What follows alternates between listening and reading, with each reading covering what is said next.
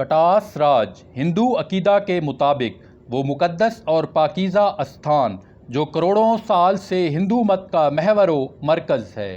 ہندو مت کا یہ بھی عقیدہ ہے کہ پرتھوی کی دو آنکھیں ہیں، ایک اجمیر کے قریب پشکر کی جھیل ہے جو داہنی آنکھ ہے اور دوسری بائیں آنکھ کٹاس راج کی جھیل ہے۔ مختلف روایات و تشریح کے مطابق اور برہمنوں کے مستحکم عقیدے کی بنا پر جب شو دیوتا کی بیوی جو ستی کے نام سے پکاری جاتی تھی تو اسے اتنا دکھ ہوا کہ اس کی آنکھوں سے ندی جاری ہو گئی اور ان سے دو پوتر تالاب وجود میں آ گئے، ایک اجمیر کا پشکر اور دوسرا کٹک شیل، یعنی کٹک کو سنسکرت میں بہت زیادہ، بے بہا یا کثیر تعداد میں، اور شیل آنسوؤں کی لڑی کو کہا جاتا ہے۔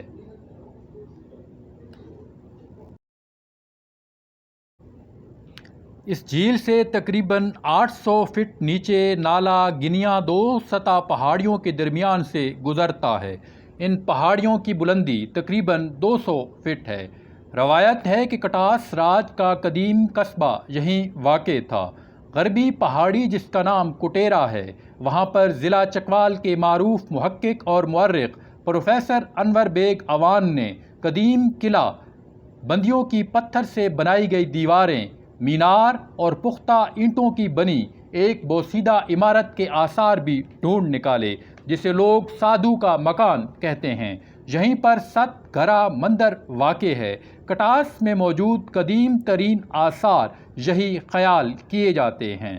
ست گھرا مندروں کو پانڈوؤں سے منسوب کیا جاتا ہے، جن کے بارے یہ کہا جاتا ہے کہ انہوں نے اپنے 12 سالہ بنواس میں سے 4 سال یہیں گزارے تھے۔ ان کا طرز تعمیر کشمیر کے مندروں جیسا ہے۔ یہ طرز تعمیر کشمیر کے کرکوٹا اور ورما شاہی خاندانوں کے زمانہ میں مروج تھا، چونکہ کوہستان نمک ایک طویل عرصہ تک کشمیری سلطنت کا حصہ رہا، اس لیے ہمیں پختہ یقین ہے کہ یہ مندر کشمیری غلبہ سے تعلق رکھتے ہیں۔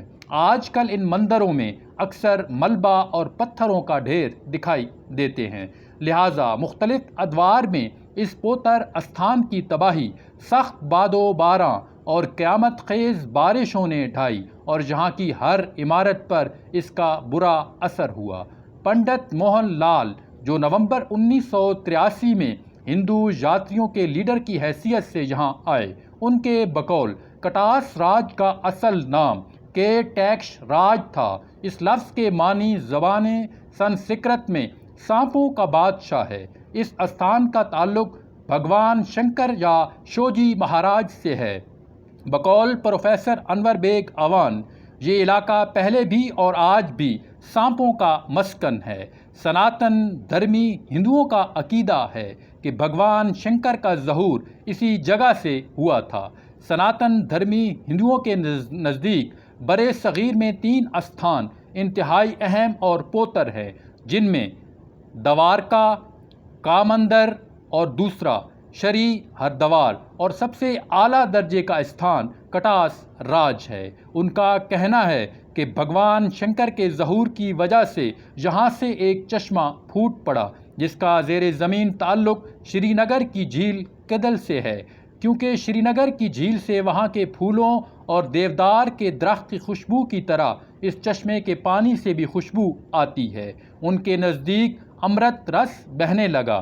چونکہ بھگوان شنکر سانپوں کا بادشاہ ہے، اس لیے کٹاس راج جھیل سانپوں کی آماج گاہ ہے، مگر وہ عموماً کسی انسان کو نقصان نہیں پہنچاتے۔ یہ سانپ بے ضرر ہیں۔ پنڈت موہن لال کے مطابق یہ بھی حقیقت ہے کہ پانڈوؤں کے بڑے بھائی یدھشٹر نے ہاکشا سے سوال و جواب کی محفل یہیں سجائی تھی، جس کا مفصل ذکر مشہور رزمیہ نظم مہابھارت میں موجود ہے۔ اور یہ بھی حقیقت ہے کہ بنواس کے آخری 4 سال تمام پانڈو بھائی یہاں آئے تھے۔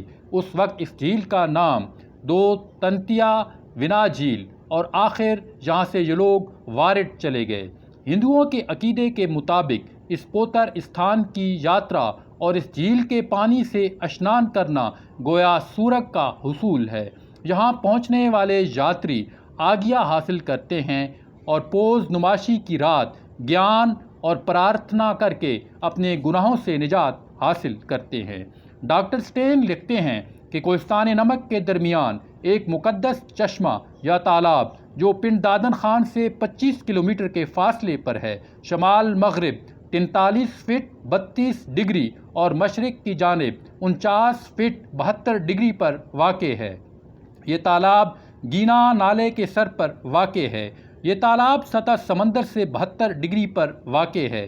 یہ تالاب گینا نالے کے سر پر واقع ہے۔ یہ تالاب سمندر سے 2400 فٹ کی بلندی پر ہے۔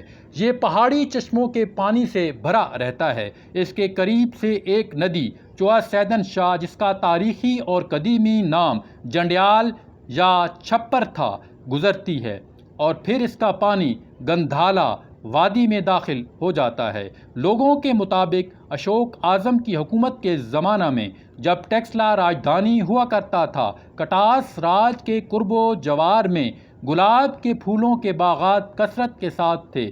اس کے علاوہ درخت کہو، سنتھا اور پھلائی کے جنگل کی صورت میں موجود تھے، اور پانڈوؤں کے بڑے بھائی یدھشٹر نے سدوال کے مقام پر ایک بہت بڑے اجتماع میں درپدی کے سوئمبر میں حصہ لیا اور اپنے تیر کمان سے چکر لگاتے بدتروم میں پھنسی مچھلی کی آنکھ میں نشانہ لگا کر سوئمبر جیت لیا تھا، اور اس طرح درپدی یدھشٹر کی پتنی بن گئی۔ کٹاس راج برِ صغیر میں ایک بہت بڑے تیرتھ کی شکل میں صدیوں پہلے سے بھی موجود تھا، جہاں معروف سجّا ہیون سانگ نے بھی کچھ عرصہ قیام کیا۔ تاریخ شاہد ہے کہ یہاں بڑے بڑے نامور سادھوؤں اور بھکشوؤں نے ویدانت کی تعلیم حاصل کی اور ایک اچاریہ اور شاستری بن کر برِ صغیر میں اس شانتی بھون کا نام روشن کیا۔ پنڈت گورانتا اہلیہ نے تو اپنی کتاب ورادھنا میں یہاں تک لکھا ہے کہ چاروں وید جہاں ہی لکھے گئے، جن میں یجروید، سام وید، رگ وید اور اتھر وید قابل ذکر ہیں۔ اس یونیورسٹی کی اہمیت کا اس بات سے اندازہ لگایا جا سکتا ہے کہ جنوب مشرقی ایشیا میں کٹاس راج واحد یونیورسٹی تھی جس سے فارغ التحصیل شاستروں ہزاروں کی تعداد میں مشرق بعید کے ممالک میں پھیل گئے، اور خصوصاً سنگھا یا سنیا قوم نے اس سلسلہ میں بہت کام کیا، جس کی نسل شری لنکا اور سنگاپور کے نواح میں موجود ہے۔ ہندو عقیدے کے مطابق برِ صغیر میں سب سے بڑے اور پوتر آشرم ہردوار اور کٹاس راج ہی ہے، جیسا کہ قارئین کے علم میں ہے کہ کمبھ کا میلہ 12 سال بعد گنگا کنارے ہردوار کے مقام پر لگتا ہے، مگر کٹاس راج وہ استھان ہے جس پر ہر سال میلہ لگتا ہے۔ کٹاس راج ہندو مت کے نزدیک وہ پوتر استھان ہے جس کے چشمے میں اشنان کرنے سے تمام گناہ دھل جاتے ہیں۔ ابو ریحان البیرونی بھی یہاں آیا، مگر اس نے کٹاس راج میں رہائش پذیر ہونا مناسب نہ سمجھا۔ وہ ملوٹ کے مقام پر ایک ڈھوک پر 2 سال تک ٹھہرا اور پھر قلعہ نندنا میں جا کر رہائش پذیر ہو گیا۔ تاریخ گواہ ہے کہ کٹاس راج وادی کہون کا دل ہے۔ جب یہاں پرشین حکومت کا بول بالا تھا تو اس پوری وادی میں اطراف کی پہاڑیوں پر انواع و اقسام کے پھلدار درخت اور اشجار تھے۔